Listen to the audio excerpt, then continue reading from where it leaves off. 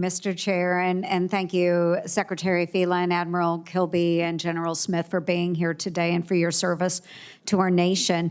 I'd like to start with a discussion on recruiting and ship manning. So, Secretary, we'll start with you.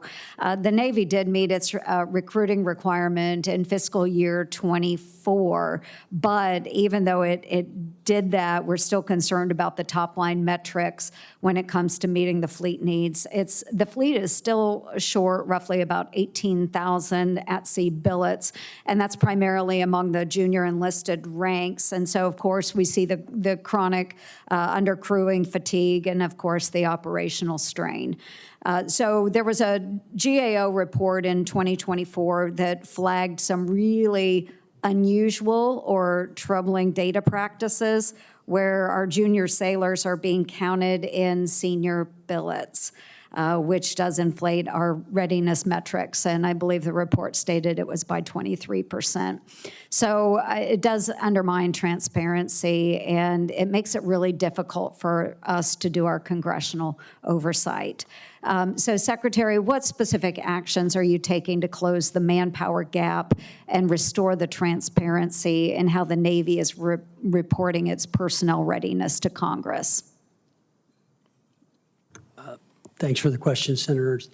So I have not seen that GAO report. I will get it and come back to you with that, so I'm unaware of it. Transparency is something we are working on very hard.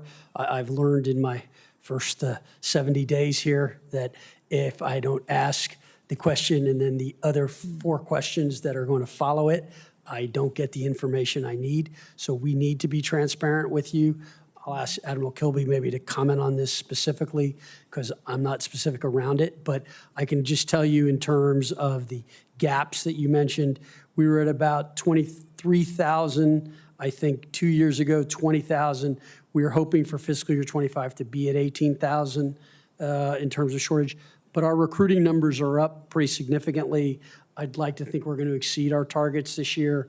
We've seen a real pretty big pop in that, so we're optimistic that we'll beat those numbers. Thank you, Secretary. Admiral? I just add to what the Secretary said. We really drained our reservoir, which is called the Delayed Entry Program, DEP, to 12%. It's now at 32%. We have exceeded our goals, and we need to continue to do that. And we need to continue to do that through 26, 27, 28, because it's going to it takes 9 months to get a recruit to a ship with no training. And so we're seeing that curve start to kick in. When we testified before the hack, we were at 23,200 gaps. Today, 22,900 gaps, so trending in the right direction. But we are focused on this every day. It is this, of the 3 things I worry about, it's number 2. Okay, we've really got to close that up, and we'll follow up with you on that. General Smith, you have consistently within the Marine Corps met your recruiting goals. Can you talk about the success of the Marine Corps and how you've achieved that? Senator, I can, and thanks for calling that out. I'm very proud of our Marine recruiters. The way we do it is Marines don't fail. We make our mission. We give our recruiters a mission. We hold them to account for that mission every month. They are required to recruit 3 individuals, and when they don't make it, we give them counseling, and if they continue to not make it, we replace them. Recruiting is our lifeblood. We place our best and our brightest on recruiting duty, and we reward them with a duty station preference, promotions, and awards when they do successfully complete their recruiting mission. And it's a simple fact, we're Marines, we don't fail. Well, thank you. We do appreciate that, and thanks for meeting those recruiting goals and inspiring those generations that are joining into the Marine Corps. So I really appreciate that. I do have it's called the SERVE Act, and it provides a pipeline for young Americans to go into our service branches, and we hope we can get that included in this year's NDAA. I do want to talk very briefly, because I'm running out of time. I want to talk about auditing. Everybody's favorite topic. I love this topic. But Secretary Phelan, you pledged during your confirmation hearing to deliver a clean audit by 2028, and that is called for in our NDAA. I got my start in public service as a county auditor, so this is really exciting stuff to me. Yeah, everybody laughs, but it is. So the Marine Corps has achieved a clean audit not once, but twice.